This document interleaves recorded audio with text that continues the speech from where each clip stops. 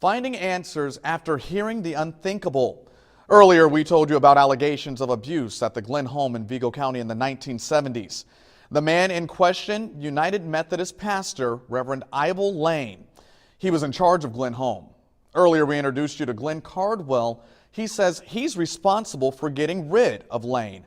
But as our special investigation continues, we learned he and those claiming to be victims wanted more to be done.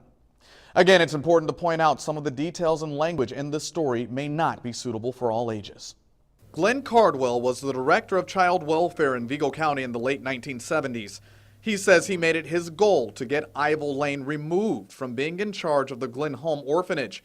But he says after that happened, the children at the home still had issues. You know, they came on over and talked about that Ivell Lane was still interfering in their lives. He felt there was more to do because Lane was still ordained through the United Methodist Church.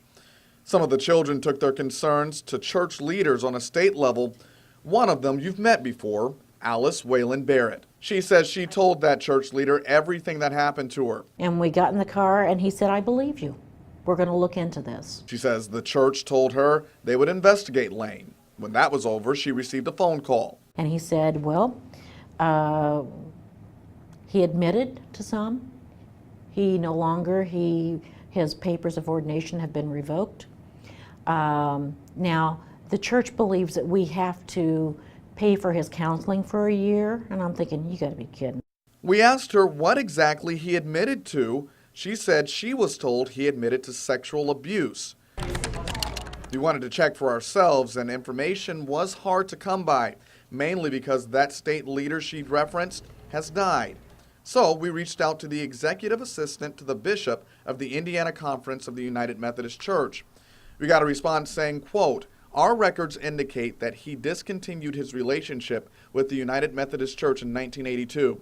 We found no records relating to why he left Glenn home or why he discontinued serving as pastor for the United Methodist Church." Then we reached out again, asking specifically if the church had gotten Whalen Barrett's complaint back in the 80s or if there was any record. This was their response in part, quote, "When we receive a written formal complaint, we follow the process as outlined in our book of discipline. There was no complaint against Ivell Lane received," end quote. We told Alice about this and she told us she believes it's a lie. Lane died in 2008.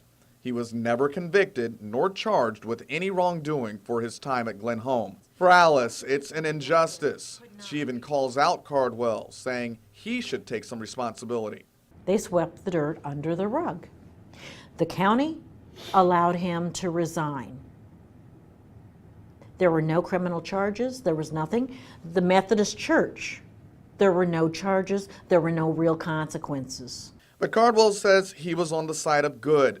He says within a year of getting there, he'd removed what he says was the biggest threat to the kids' safety, Ivell Lane. You think that had you not been there, that he would have continued on? Oh, yes. Do you think he put a stop to it? Oh, yes. What do you think about that?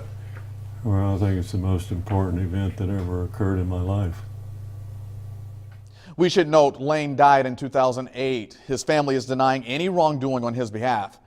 Now, you've heard from one person claiming to be a victim of abuse, but Alice Whalen Barrett says there are many more like her. We tracked some of them down. They are other Glenn home residents who say they were abused. It's the conclusion to our special investigation, and you'll see it on News 10.